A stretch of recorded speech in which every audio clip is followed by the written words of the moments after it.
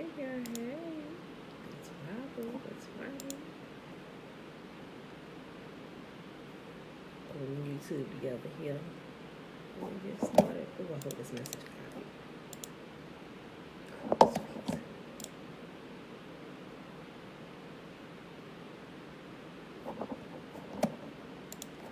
Alright. Turn the volume. Tiffany, so woman.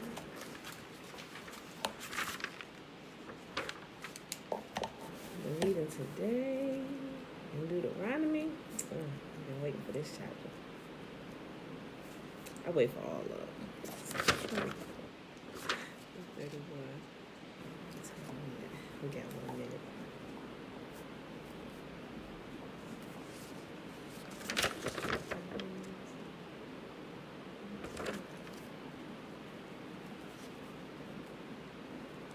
Y'all, Passover is coming up quickly. Time to start getting all that leaven out the house. Good morning, Belinda Brown. Good morning, beautiful. All right, y'all. 7:15, right on the dot. I think we are ready to roll here. All right, oh, wrong button. Sorry, I had it prepped ready, but I still hit the wrong button. Oh, nope. Okay. All right, y'all. So let's go ahead and do the shimmer here.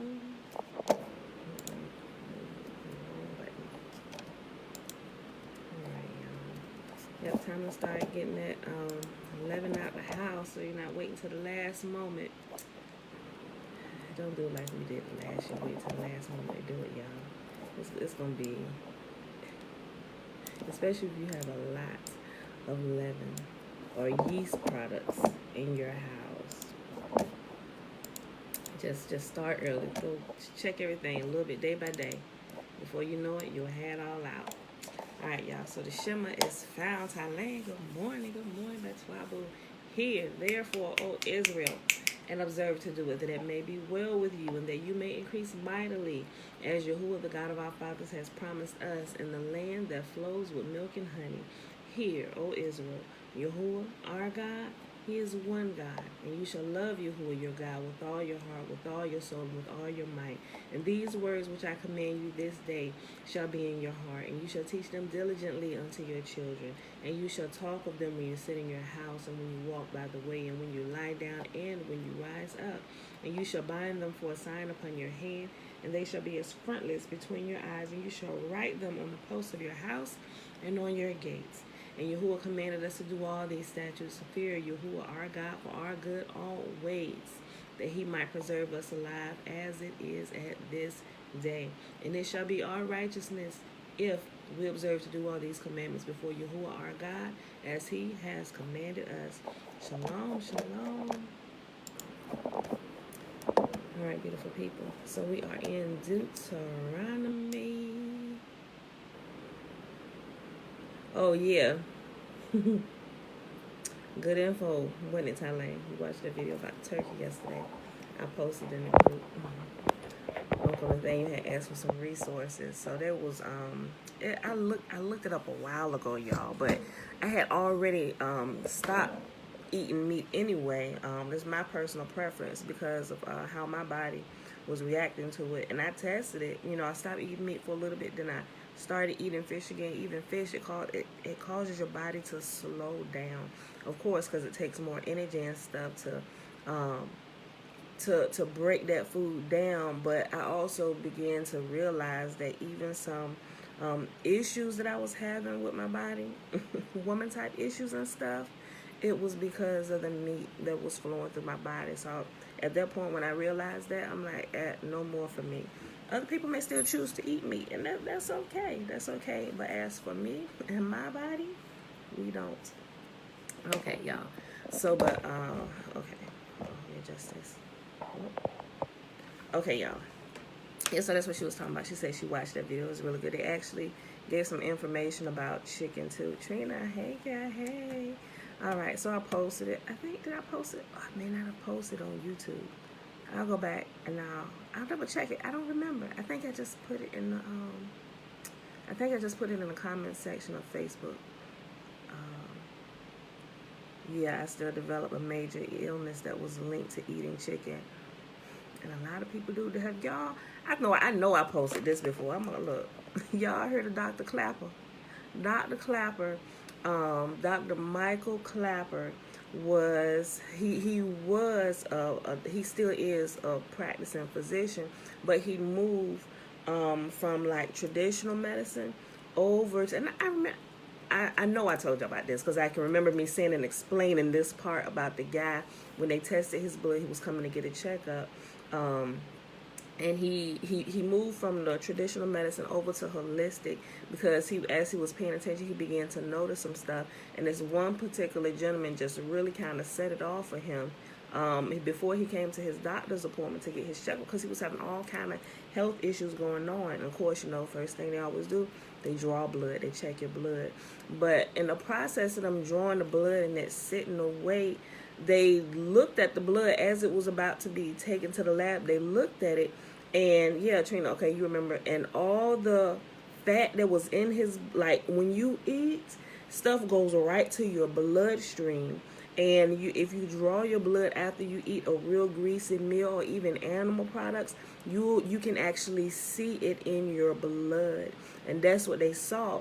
And he said, "Sir, what did you eat before you came here?" He had stopped at Wendy's, double size, triple size, biggest size, whatever it was.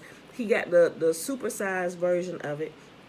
He had eaten a burger with the extra stuff on it. It was like it had 2 meat patties on it, drunk soda, all that stuff. But anyway, he saw the fat from all what he had eaten in the blood, and it was separating from the blood, and it began to just harden up right there. And he said that really caught his attention, and from that point he really started looking into it more, and that's how he found out. That's how arteries get clogged and stuff, right? So all these people with these different heart issues and stuff going on, having heart attacks, these blockages, it comes from what you eat. And some people know, some people still choose to do it, but based on how your body treats you, your body treats you how you treat it. If it start acting up, it's because you acting up. But once he realized that, they began to do tests and more research and different things like that. But what they also realized was, although traditional medicine will put you on traditional types of medicine or pharmaceuticals, it's really not needed. It's really not needed. All you really need to do is change your lifestyle. Even with the block now, if you like 95 and if you like in the 90s, I would even venture to say the 80s. If you got arteries and stuff that's above 80% clogged, some people may need to take a pharmaceutical or something just to kind of keep you here on earth until you can begin attacking that. But I would simultaneously begin eating like a whole fruits, a plant-based diet, because what he realized was, he said that can reverse itself, where traditional doctors, they won't tell you that because they'd rather push the drugs to you. And some of them, they truly don't know because they don't study in that area. You don't know what you don't study, what you don't focus on and spend time looking into. So what they spend time and looking into is pharmaceuticals, medicine, right? Not all of them, but y'all get what I'm saying. But what it does, it can reverse itself. Anything that you've done to the body can be reversed for the most part, I'd say. For the most part, at least I'd say, let's say 98% of the things, unless it's trauma or outside trauma or something has been cut off, then you need a miracle from heaven to have that grow back, like really. But there are things that we can do within our own power that can reverse that. Heart disease, all that stuff can be reversed by going to a plant-based diet. And that video was like 58 minutes long. I'll post it here from Dr. Michael Klapper. It's called A Diet for All Reasons. And he goes into it, and the point of me bringing that up was Tylane said she still developed major illness that was linked to eating chicken. When I found out that he goes and tell you about a health inspector that he inspects the meat manufacturing places and stuff like that. And so somebody did an interview with him about what he saw and what the FDA allows, and they allow some disgusting stuff that you probably yourself would not allow, but for the sake of it being mass produced, and they allow certain things, which is really disgusting. Just like with milk, they allow certain amounts of pus to stay in your milk even when they're manufacturing. Was that the video about the doctor? Yeah. Yes, Elaine. Yeah, A Diet for All Reasons. Yep, Dr. Michael Klapper. But even the health inspector, he said, my word of advice is, he said, don't eat chicken. Matter of fact, he said, don't eat meat, period. And that was a health inspector who himself, by being a meat inspector, going, inspecting all of these things and the nature of his job, learning about this stuff, he completely stopped eating meat, and then he began to give reasons why, based on his own experience and what he's seen. And, but some people, they want to eat it. They want to grow their own grass. Okay, that's fine.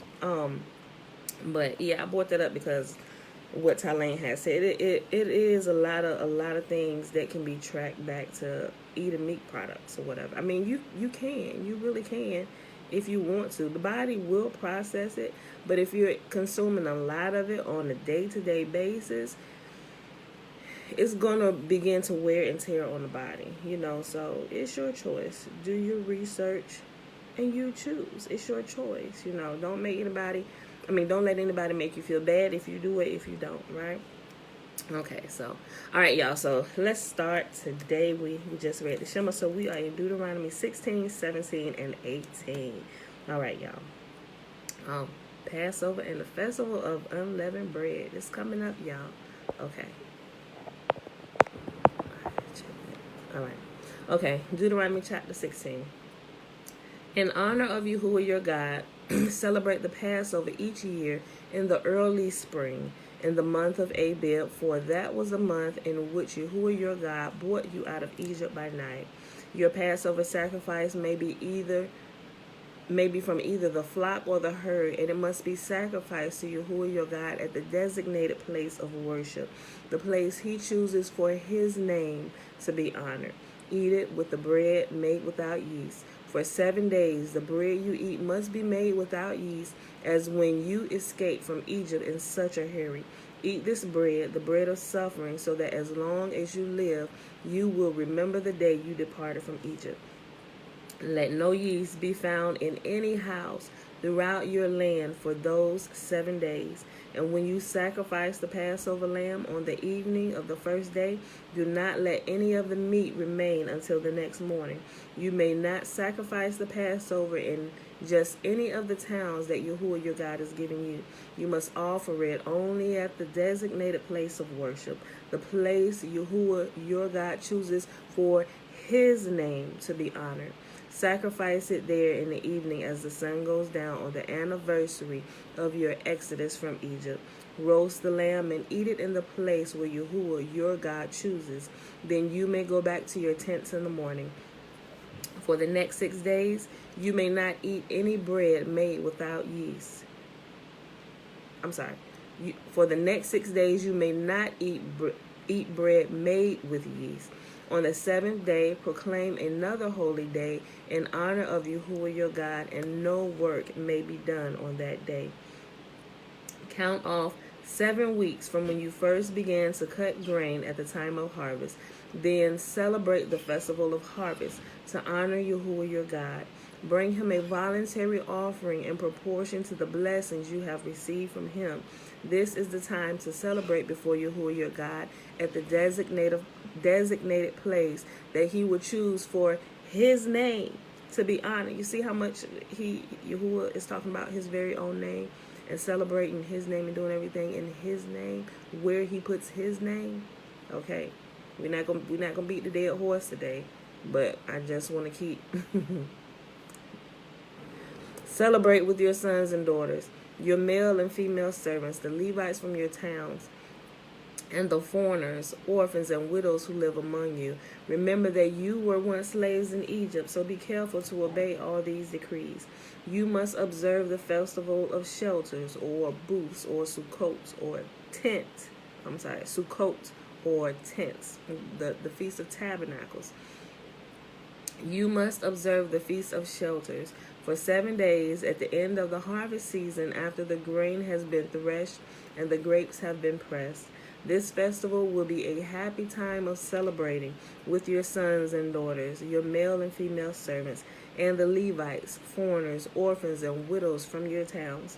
For 7 days you must celebrate this festival to honor Yahuwah your God at the place he chooses. For it is he who blesses you with bountiful harvest and gives you success in all your work. This festival will be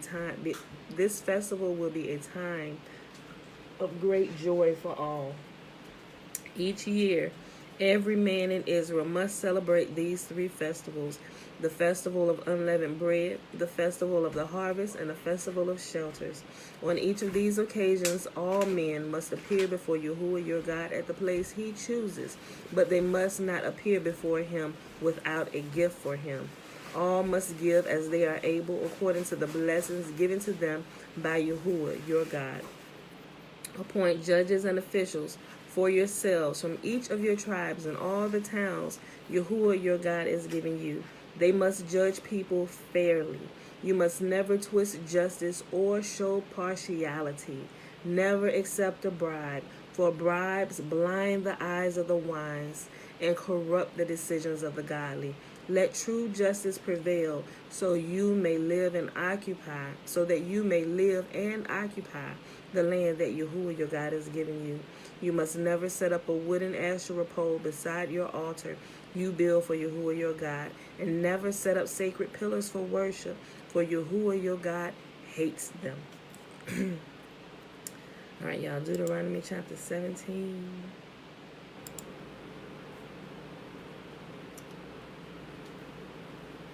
Okay. This is a good chapter, y'all. Listen to this. It's talking about, we're going to get to the kings too, and what the kings should do. Never sacrifice sick or defective cattle, sheep, or goats to Yahuwah your God, for he detests such gifts. When you begin living in a town Yahuwah your God is giving you, a man or a woman might do evil in the sight of Yahuwah your God and violate the covenant. For instance, they might serve other gods or worship the sun, the moon, or any of the stars, the forces of heaven, which I have strictly forbidden. When you hear about it, investigate the matter thoroughly. If it is true that this detestable thing has been done in Israel, then the man or the woman who has committed such evil then the man or woman who has committed such an evil act must be taken to the gates of the town and stoned to death. But never put a person to death on the testimony of only one witness. There must always be 2 or 3 witnesses. The witnesses must throw the first stones, then all the people may join in. In this way, you will purge the evil from among you. That's that public flogging right there, y'all. Suppose a case arises in a local court that is too hard for you to decide. For instance, whether someone is guilty of murder or only of manslaughter, or a difficult lawsuit, or a case involving different kinds of assault. Take such legal cases to the place Yahuwah your God will choose and present them to the Levitical priest or to the judge on duty at that time. He will hear the case and declare the verdict. You must carry out the verdict they announce and You must carry out the verdict they announce and the sentence they prescribe at the place where Yahuwah your God chooses. You must do exactly what they say. After they have interpreted the law and declared their verdict, the sentence they impose must be fully executed. Do not modify it in any way. Anyone arrogant enough to reject the verdict of the judge or of the priest who represents Yahuwah your God must die. In this way, you will purge the evil from Israel. Then everyone else will hear about it and be afraid to act so arrogantly. There you go. Yahuwah even said, put it in different words. All it takes is one good public flogging, and everybody else will fall in line. I'm going to read it again. Then everyone else will hear about it and be afraid to act so arrogantly. The guidelines for a king. You are about to enter the land Yahuwah your God is giving you.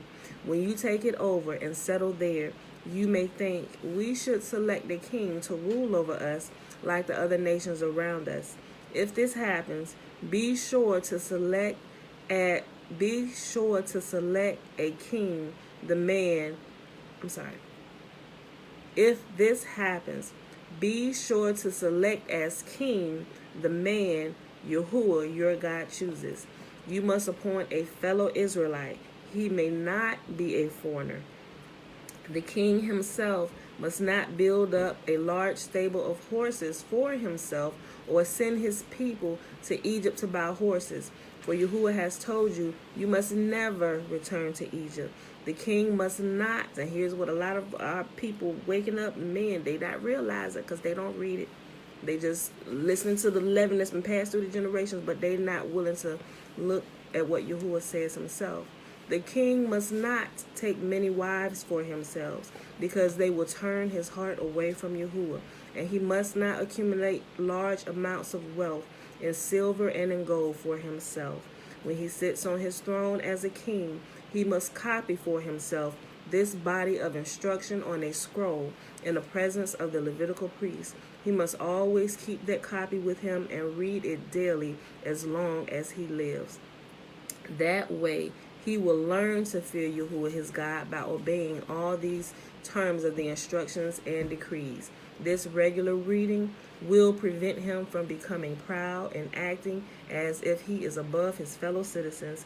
It will also prevent him from turning away from these commands in the smallest way, and it will ensure that he and his descendants will reign for many generations in Israel. I love him. All right, y'all. That was self-explanatory. I don't really need to say any more about that. Last chapter for today in Deuteronomy chapter 18, because we know that's how King Solomon got in trouble, right? Deuteronomy chapter 18. Remember that the Levitical priests, that is, the whole of the tribe of Levi, will receive no allotment of land among the other tribes in Israel. Instead, the priests and the Levites will eat from the special gifts given to Yahuwah, for that is their share. They will have no land of their own among the Israelites. Yahuwah himself is their special possession, just as he promised them. These are the parts the priests may claim as their share from the cattle, sheep, and goats that the people bring as offering: the shoulder, the cheeks, and the stomach. You must also give to the priest the first share of the grain, the new wine, the olive oil, and the wool at shearing time. For Yahuwah your God chose the tribe of Levi out of all your tribes to minister in Yahuwah's name forever. Like, that ain't up until a certain time, but we're going to put somebody else over here and minister in Yahuwah's name forever. That's through all the generations, even to the generations that began over 2,000 years ago up until this day. That still includes all of forever. Read that again. He may minister there in the name of Yahuwah, his God, just like all his fellow Levites who are serving Yahuwah there. He may eat his share of the... Oh, I done went down. Hold on. I'm supposed to go back up. You must also give to the priest the first share of the grain, the new wine, the olive oil, and the wool at shearing time. For Yahuwah your God chose the tribe of Levi out of all your tribes to minister in Yahuwah's name forever. Suppose a Levite chooses to move from his town in Israel, wherever he is living, to the place Yahuwah chooses for worship. He may minister there in the name of Yahuwah his God, just like all his fellow Levites who are serving Yahuwah there. He may eat his share of the sacrifices and offerings, even if he also receives support from his family. When you enter the land Yahuwah your God is giving you, be very careful not to imitate the detestable customs of the nations living there. For example, never sacrifice your son or daughter as a burnt offering. And do not let your people practice fortune-telling, or use sorcery, or interpret omens, or engage in witchcraft, or cast spells, or function as mediums or psychics, or call forth the spirits of the dead. Anyone who does these things is detestable to Yahuwah.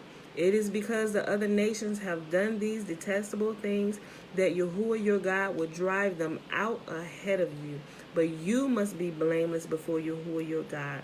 The nations you are about to displace consult sorcerers and fortune tellers, but Yahuwah your God forbids you to do such things. Remember that, people. If you've ever done that, you need to repent. Moses continued, Yahuwah your God will raise up for you a prophet like me from among your fellow Israelites. You must listen to him. For this is what you yourselves requested of Yahuwah your God when you were assembled at Mount Sinai. You said, don't let us hear the voice of Yahuwah our God anymore, or see this blazing fire, for we will die. Then Yahuwah said to me, what they have said is right. I will raise up a prophet like you from among their fellow Israelites. I will put my words in his mouth, and he will tell the people everything I command them. I will personally deal with anyone who will not listen to the message from the I will personally deal with anyone who will not listen to the messages the prophet proclaims on my behalf. Listen here. But if any prophet who falsely claims to speak in my name, or who speaks in the name of another God, must die. But you may wonder, how will we know whether or not a prophecy is from Yahuwah? If the prophet speaks in Yahuwah's name, but his prediction does not happen or come true, you will know that Yahuwah did not give that message. That prophet has spoken without my authority and need not be feared. And this is where we end today. Deuteronomy chapter 18. So we'll pick this up here tomorrow. So let's go ahead on over here to the Legends of the Jews. And if you got my size book, we'll pick up on page 331. Remember, if you got the smaller size, we are now in chapter 5. We're in chapter 5, yep. We're in chapter 5, and the title is Moses Pleads in Vain with Korah. So remember, like what we just read today, Korah stood up before the people, hyping them up, talking about some Moses, look, Moses only giving us these laws. So he said, I knew this old woman, it was her and her daughter. And she only had this, but then Moses gave these laws and said, you got to give this all the way up to she done sold all her stuff and she just bought some sheep. And she decided to use the wool that she sheared for her sheep. Here come Aaron talking about the first part of the wool belongs to us, right? So the way he told this story got the people hyped up and pissed off at Moses and Aaron. So much so that they wanted to kill them. They tried to stone them to death, right? So Moses, in his humility and his soul wanting Yahuwah not to annihilate them, kept pleading to Yahuwah to just forgive their sins, right? But Yahuwah said, that I done had just about enough, So we're going into more detail with Moses pleading with Korah before he himself is punished. Remember, because the ground is about to open up and swallow him, all those who join with them, and their entire families and everything that belongs to them. Listen. Moses pleads in vain with Korah. Moses took Korah's transgression much to heart, for he thought to himself that perhaps after the many sins of Israel, he might not succeed in obtaining Yahuwah's pardon for them. He did not therefore have this matter decided immediately, but admonished the people to wait until the following day, having a lingering hope that Korah's horde, given time for calm reflection, might themselves perceive their sin, to which an excess of drink might have carried them away. Hence he said to them, I may not now appear before Yahuwah, for although he partakes of neither food nor drink, he still will not judge such actions of ours as we have committed after feasting and reveling. But tomorrow Yahuwah will show who are his. Know ye now that just as Yahuwah has set definite bounds in nature between day and night, between light and darkness, so also has he separated Israel from the other nations, and so also has he separated Aaron from the rest of Israel. If you can obliterate the boundary between light and darkness, then only you remove the boundary of separation between Israel and the rest, but not otherwise. Other nations have many religions, many priests, and worship in many temples, but we have one God, one Torah, one law, one altar, and one high priest, whereas ye are 250 men, each of whom is imbued with the desires of becoming the high priest. As I too should like to be high priest, if such a thing were possible. But to prove Aaron's claim to his dignity, this do, take your censers, Korah and all his company, and put fire in them, and put incense upon them before Yahuwah tomorrow. The offering of incense is the most pleasant offering before Yahuwah. But for him who hath not been called, this offering holds a deadly poison.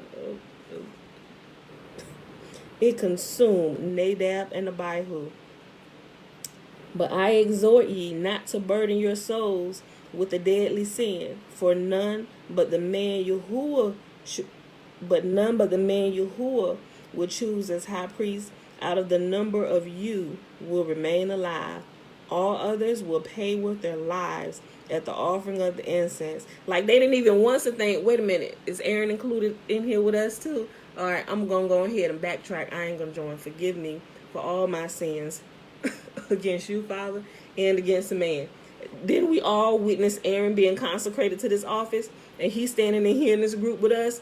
All of us going to die. 250 graves need to be dug right now. We all just need to sit in them. Listen. Hold on. Let's just go back up. But to prove Aaron's claim to his dignity, do this.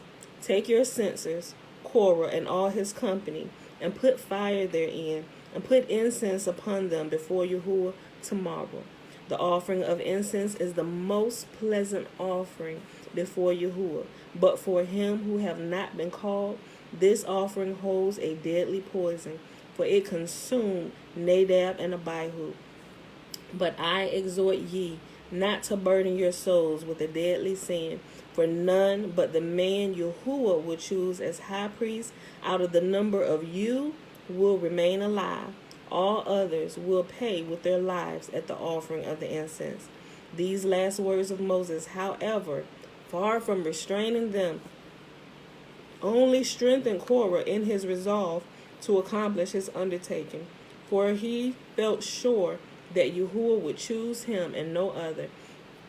And how many rogue people among Israel feel this way? Like, they're absolutely sure that the Most Holy is talking to them, right? Like, all of us need to be included, because we all could get off, myself included. And daily I pray, Father, keep me close to you, that I am not deceived at any point. And if there is something in me this day that I got wrong or needs to be changed, let me know. And if it's something not said, let me know, like, now, so I can correct it, so don't nobody else get off, right? And so it's like daily we gotta make sure we checking in with him daily, just like kings are to check in daily. They are required to keep a copy of the law on their person at all times, right? Like, I didn't even know that, like, when I was in the military, and I'm not saying that I'm a king, but you would never find me without the scriptures on me. And that was the New Testament that I had, right? I had it. I kept, the little small, the Gideon, I think it's the Gideon versions of the Bible. I had that, and I kept it with me while I was in uniform. I kept it in my pocket. I would walk around. That was a part of my uniform. I would get up, I get dressed, I get it, and I put it in my pocket. And I didn't just put it there for show. Like, anytime I went on break or would get a chance to, I would be off in the corner something reading, So that's how the priest should be. It would keep them from going astray or becoming a rogue, because what the king does, everybody else gonna do. If you're a rogue king, all your people gonna be rogue, right? Just like the book of Kings said, and all the people did what was right in their own eyes, right? And they had gotten so bad, Yahuwah wiped out all the kings, and there was no king at this time, and all the people did what was right in their own eyes. Because every time they got a king, they turned away from the good way. With the exception of a couple, Josiah, they came upon the scriptures, the Torah. They said, wait, we supposed to be doing this? Everybody need to repent, but then you have another king. We found the scrolls, the Torah. This king, let me see, and every day read it off, slice every time they get a little bit past the scroll they were reading, and slice it off, throw it into the fire. You done? Jeremiah went back, he done threw the whole scroll in the fire. Write it again. Take it back. The king paid for that with his life. I'm just telling y'all gotta keep Yahuwah first. Consult him daily, especially if you're not necessarily a king right now in the position of a king, but if you're a leader in any kind of way, this also applies to you, whether that be of your household, your business, your position of leadership on your job, because you have to learn how to rule Yahuwah's people righteously, even if they put you in positions over a heathen kingship like Daniel and different other ones. You still have to be hearing from Yahuwah clearly, because those who love Yahuwah that are under the wicked heathen system, they need to be able to hear clearly, and somebody needs to be in leadership that's going to stand up for what's right, so everybody else has an example. Okay, we're gonna follow Daniel. We're gonna do what Daniel doing. Although the king say we might be thrown into the fire, we're not gonna bow to this, right? So I'm just saying. Although Daniel wasn't there, the 3 Hebrew boys who had been under his tutelage, rocking with him, keeping the commands of the Most High, they also got to keep their life because it was able to stand firm. Shalom, Josiah. Okay. These last words of Moses, however, far from restraining them, only strengthened Korah in his resolve to accomplish his undertaking, for he felt sure that Yahuwah would choose him and none other. He had a prophetic presentiment that he was destined to be the forefather of prophets and temple singers, and for this reason thought he was specifically favored by Yahuwah. When Moses perceived that Korah was irreclaimable, he directed the rest of his warning to those other Levites, the men of Korah's tribe, who he feared would join Korah in his rebellion. He admonished them to be satisfied with the honors Yahuwah had granted them, and not to strive for priestly dignity. He concluded his speech with the last appeal to Korah to cause no schism in Israel, saying, had Aaron arbitrarily assumed the priestly dignity, you would do right to withstand his presumption. But it was Yahuwah, whose attributes are sublimity, strength, and sovereignty, who clothed Aaron with this dignity, so that those who are against Aaron are in reality against Yahuwah. Korah made no answer to all these words, thinking that the best course for him to follow would be to avoid picking an argument with so great a sage as Moses, feeling sure that in such a dispute he should be worsened, and contrary to his own conviction, be forced to yield to Moses. So he's just like, I'm just going to keep quiet. We're going to see tomorrow.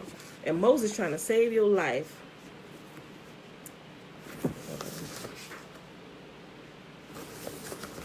Moses, seeing that it was useless to reason with Korah, sent a messenger to Dathan and Abiram, summoning them to appear before his court. He did this because the law required that the accused be summoned to appear before the judge. Before the judgment, they may be passed upon. Before the judgment may be passed upon him. And Moses did not wish these men to be punished without a hearing.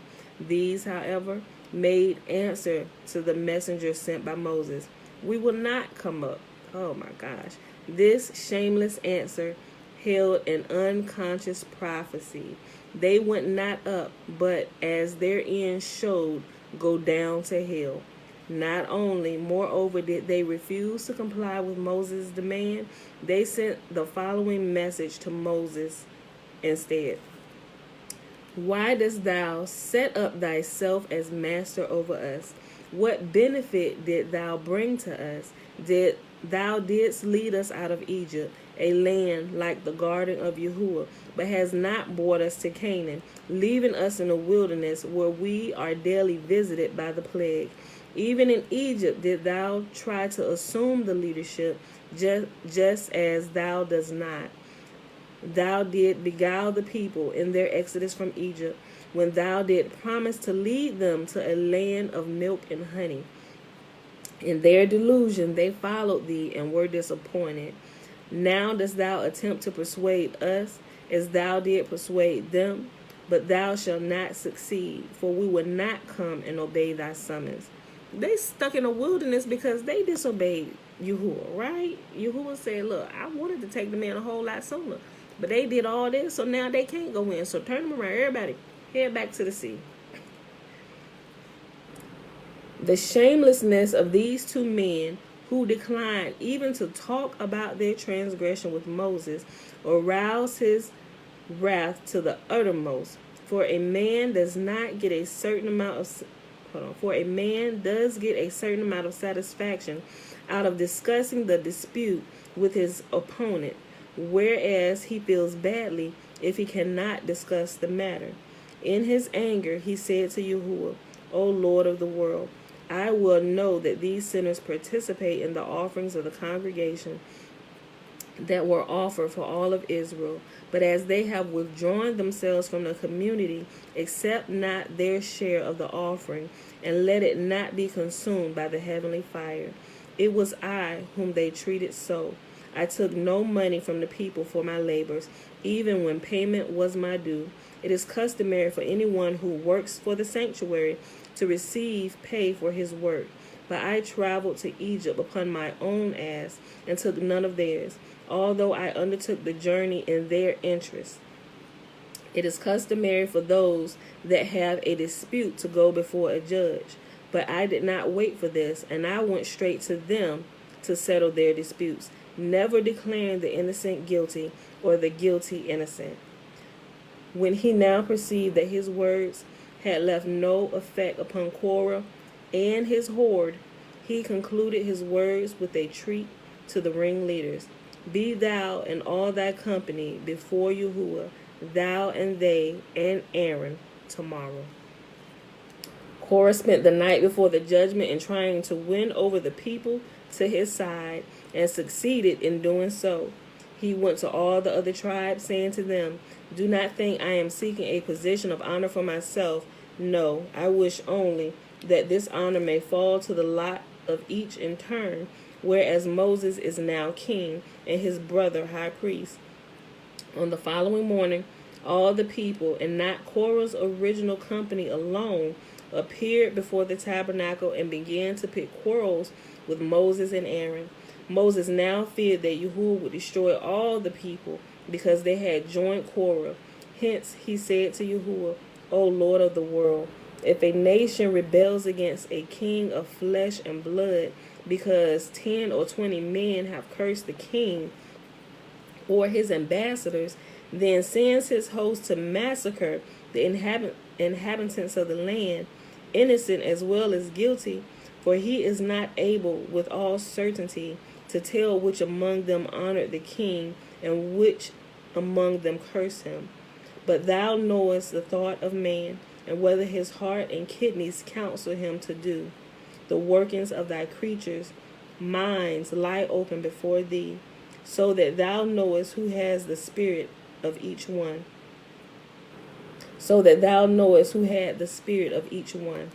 Shall one man sin, and wilt thou be wroth with all the congregation? Yahuwah hereupon said to Moses, I have heard the prayer for the congregation. Say then to them, Get you up about the tabernacle of Korah, Dathan, and Abiram. Moses did not immediately carry out these instructions, for he tried once again to warn Dathan and Abiram of the punishment impending upon them, but they refused to give heed to Moses and remained within their tents. Now Moses said, I have done all I could do and can do nothing more. Hence, turning to the congregation, he said, Depart, I pray you, from the tents of these wicked men, that even in their youth deserve death as a punishment for their actions. In Egypt they betrayed the secret of my slaying an Egyptian. At the Red Sea it was they that angered Yahuwah by their desire to return to Egypt. In Alush they broke the Sabbath, and now they troop together to rebel against Yahuwah. They now well deserve excommunication and the destruction of all their property. Touch therefore nothing of theirs, lest ye be consumed in all their sins. The community obeyed the words of Moses and drew back from the dwellings of Dathan and Abiram. These, not at all cowed, they were not restrained in their wicked intention, but stood at the doors of their tents, abusing the calumniating. But stood at the doors of their tents, abusing and calumniating Moses. Moses hereupon said to Yahuwah, if these men die upon their deads like all men, after physicians have attended to them, and acquaintances have visited them, then shall I publicly avow that Yahuwah hath not sent me to do these works, but that I have done them all of my own mind. Yahuwah replied, what wilt thou have me to do? Moses, if Yahuwah hath already provided the earth with a mouth to swallow them, it is well. If not, I pray thee, do so now. Yahuwah said, thou shalt decree a thing, and it shall be established unto thee. Moses was not the only one to insist upon exemplary punishment of the horde of Korah.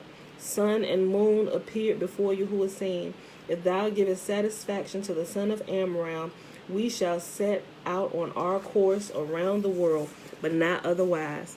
Yahuwah, however, hurled lightnings after them, that they might not go about their duties, saying to them, you have never championed my cause, but you will stand up for creature and flesh.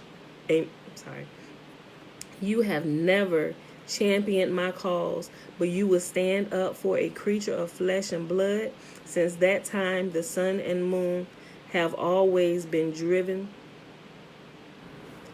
Since that time, sun and moon have always to be driven to duty, never doing it voluntarily, because they do not wish to look upon the sins of man upon the earth.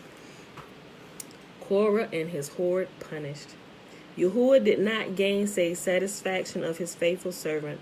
The mouth of hell approached the spot upon which Dathan, Abiram, and their families stood, and the ground under their feet grew so precipitous that they were not able to stand upright, but rolled to the opening and went quickly into the pit. Not these wicked people alone were swallowed by the earth, but their possessions also. Even their linen, that was the launderer's, or a pen belonging to them, rolled toward the mouth of the earth and vanished there. Nowhere upon the earth remained a trace of them or their possessions, and even their names disappeared from documents upon which they were written. They did not, however, meet an immediate death, but sank gradually into the earth, the opening of which adjusted itself to the girth of each individual.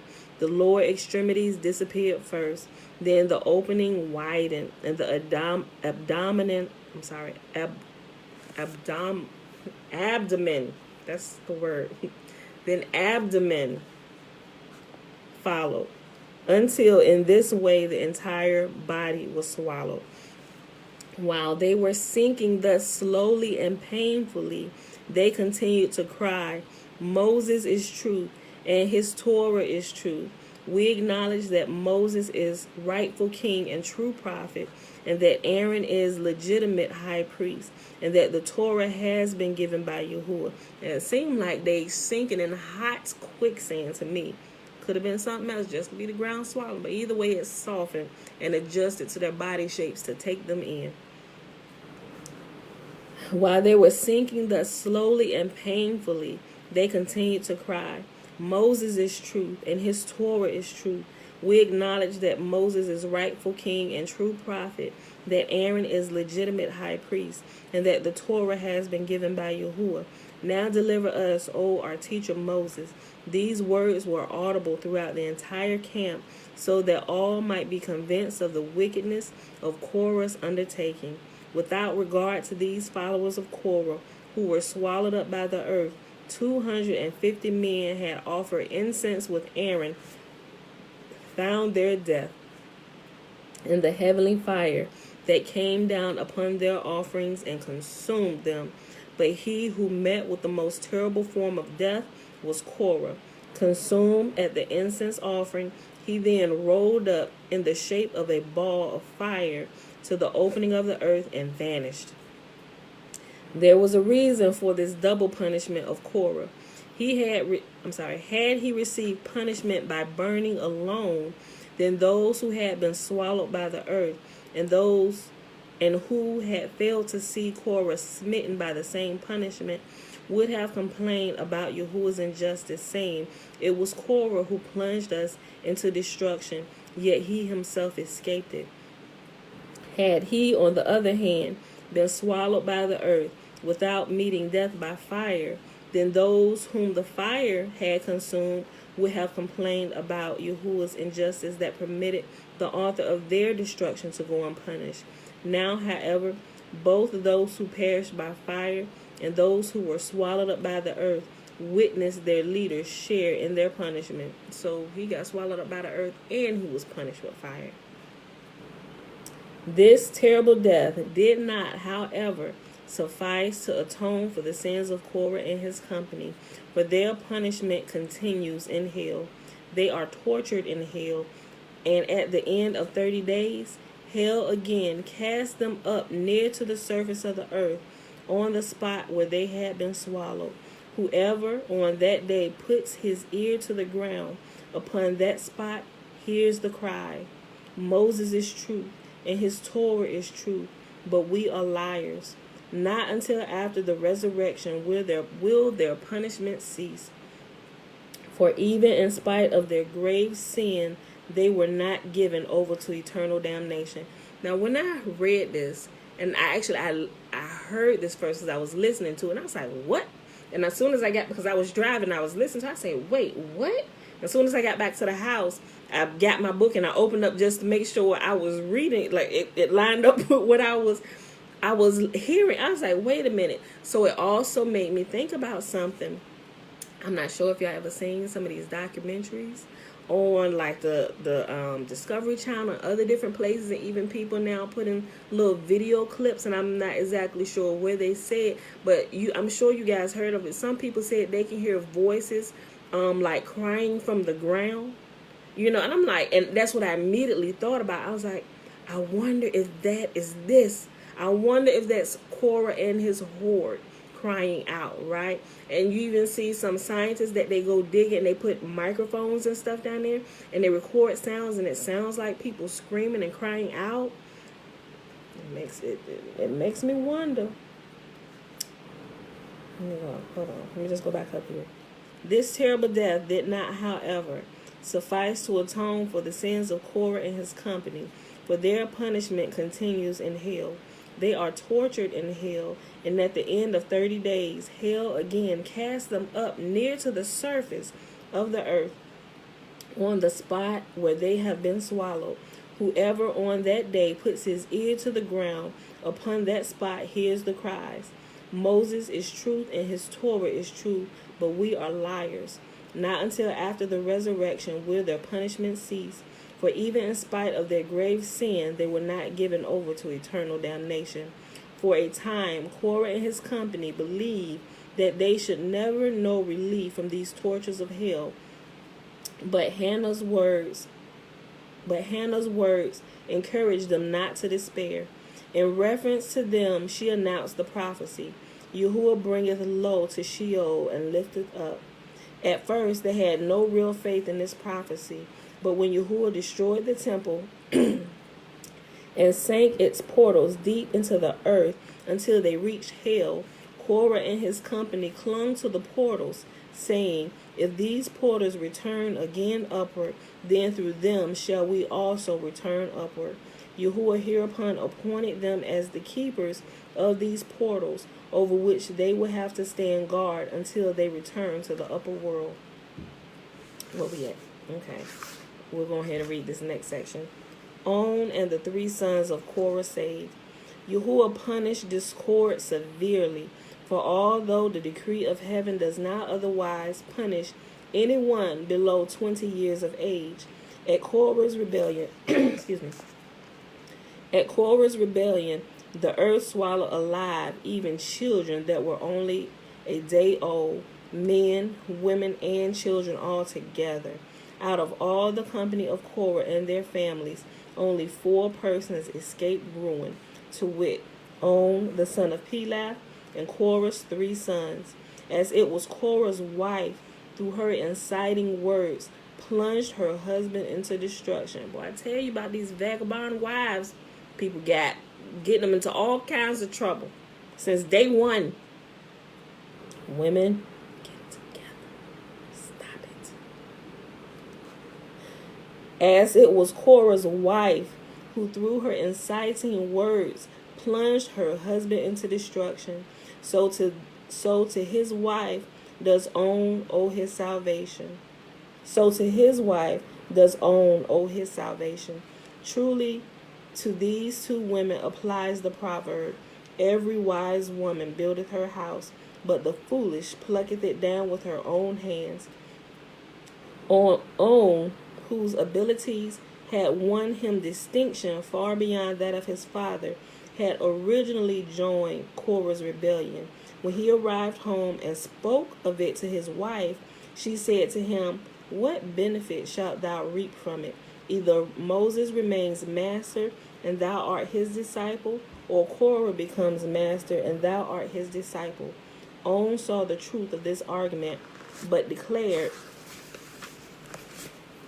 that he felt it incumbent upon himself to adhere to Korah because he had given him his oath, which he could not now take back.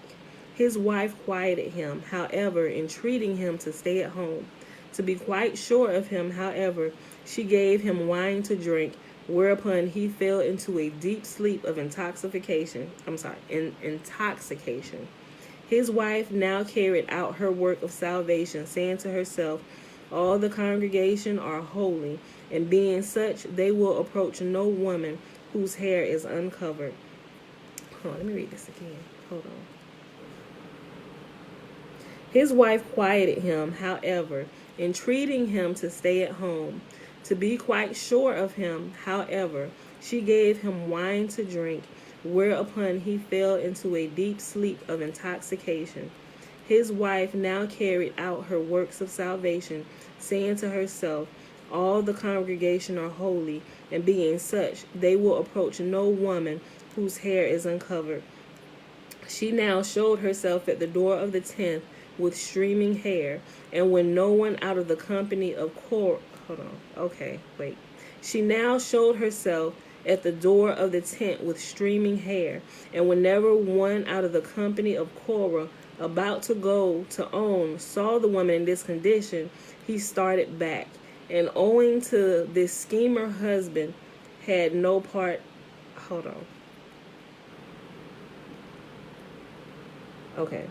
And owing to this schemer husband had no part in the rebellion. Okay, I get the words. Okay. So she understood that men may not approach a woman with her hair uncovered. So she took her hair, she got her husband drunk, because she was like, apparently you not keeping to the commands. We not letting this happen to our household. This was his daddy. Korah was his father. She said, no, listen, either you gonna follow Moses, what he said, or you can follow Korah, what he said. But he had this sense of loyalty, because he had given when he got into office, he gave his oath to Korah. So he felt he needed, not just because he was his father, but because his oath of ministry he had given to him. So he felt the need that he needed to be faithful to Korah, right? Not that he really wanted to, because we can tell he was conflicted, right? But thank y'all for this wife, right? She started thinking, okay, now I know they're going to try and come get him. First of all, we need to subdue my husband because he ain't thinking straight, Father. He needs your help. What can we do so he don't leave out of here? She gave him some wine, cooked a good meal. Go ahead and eat, baby. Drink some of this. He got drunk, fell asleep, right? Boom. So now that he's asleep, we got him here. What can I do next? She started thinking about the law. Okay, no man can approach a woman with her head uncovered. So she knew that he owned messing with somebody. Go get on. Somebody, every time somebody went to go get him, his wife stood at the tent with her hair uncovered. And so they know they shouldn't approach a woman with her hair uncovered. She thus, on another level, saved her husband from this destruction, right? They saw her uncovered, and it said they each began to back away. So nobody was able to go into his house. I'll read it again, and we'll keep going. Listen. His wife quieted him, however, entreating him to stay at home. To be quite sure of him, however, she gave him wine to drink, whereupon he fell into a deep sleep of intoxication. His wife now carried out her work of salvation, saying to herself, all the congregation are holy, and being such, they will approach no woman whose hair is uncovered. She now showed herself at the door of the tent with streaming hair, and whenever one out of the company of Korah about to go to On saw the woman in this condition, he started back, and owing to this scheme, her husband had no, I just reword it like that, that's what it means. And owing to this scheme, her husband had no part in the rebellion. When the earth opened to swallow Korah's company, the bed on which On still slept began to rock and to roll, began to rock and to roll to the opening in the earth. On's wife, however, seized it, saying, O Lord of the world, my husband made a solemn vow never again to take part in dissensions. Thou that livest endures to all eternity, canst punish him hereafter if he ever prove false to his vow. Yahuwah heard her plea, and On was saved, right? Listen, there's a whole lot of instances when women cry out to the Most Holy, and Yahuwah hears their cry, and their families are saved, their husbands are saved, right? A lot of that stuff has been removed, and women have been oppressed. Like Yahuwah looks at us like an afterthought, and he surely does not, right? He hears our cries, especially when our intent is to keep his commands and make sure our family is safe. Oh, that these things were canonized. But those who canonized had a very, very, very specific plan in what they were doing, right? Listen. Thou that livest and endures to all eternity cannot punish him hereafter, even if he proves false to his vow. Yahuwah heard her plea, and On was saved. She now requested On to go to Moses, but he refused, for he was ashamed to look into Moses' face after he had rebelled against him. His wife then went to Moses in his stead. Moses at first evaded her, for he wished to have nothing to do with women, but as she wept and lamented bitterly, she was admitted and told Moses all that had occurred. He now accompanied her to her house, at the entrance of which he cried, On, the son of Peleth, stepped forward. Yahuwah will forgive thee thy sins. It is with reference to this miraculous deliverance and to his life spent in doing penance that this former fellow of Korah was called On, the penitent, son of Peleth, miracle. His true name was Nemuel, the son of Eliad, a brother of Dathan and Abiram. More marvelous still than that of On was the salvation of Korah's 3 sons. For when the earth yawned to swallow Korah and his company, these cried, Help us, Moses. The Shekinah hereupon said, If these men were to repent, they should be saved. Repentance do I desire, and none else. Korah's 3 sons now simultaneously determined to repent of their sin, but could not open their mouth, for round about them burnt fire, and below them gaped hell. Yahuwah was, however, satisfied with their good thought, and in the sight of all of Israel for their salvation. A pillar arose in hell, upon which they seated themselves.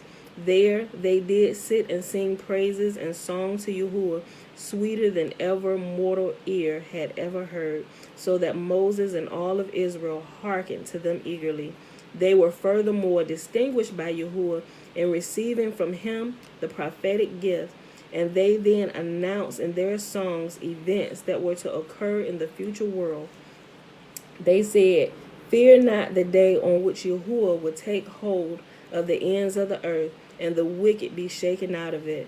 For the pious will cling to the throne of glory, and will find protection under the wings of the Shekinah." Ooh, boy, it just give me goosebumps. "Fear not, ye pious men, the day of judgment, for the judgment day of sinners will have as little power over you as it had over us when all the others perished and we were saved." So no matter what started going on in these days, when Yahuwah is shaking the earth from end to end, shaking out the wicked, those who can be shaken will be shaken. Those who can be taken shall be taken. But we are going to cling to the glory of the Most Holy and his words. Save us. And he is. All right, y'all. So that was good. So tomorrow we'll pick up here and we'll finish out this story. So that remember Korah and his horde. Anytime y'all think about doing shenanigans, right? All right, y'all. So we read Deuteronomy 16, 17, and 18, and we read Legends of the Jews, page 331 to 334. It is Monday, February the 22nd, 2021. Did I give the day? I don't know that I did. I don't think I did. But anyway, it's Monday, February the 22nd, 2021, day 84 of year 3 of reading through the books of the law and the prophets, and of the 3-year consecutive day count, it is day 753. All right, beautiful people. I'm going to remember to post the Michael Klapper video, and I said something else. I said something. I'm going to have to go back and watch the video and see what it was I said. I had to do that. So forgive me, y'all. If I forget to put some up that I said I was going to put up there, either I didn't write it down or I didn't have a chance to go back and review the video to hear what I said. Sometimes my days just, they get away from me. So forgive me ahead of time. I'm sorry, y'all. But I'm going to make sure I put that up here. Okay, y'all. Remember, the blessing is found in Numbers chapter 6, verses 22 through 27. Remember the Nazarite vow? It's the first 21 verses.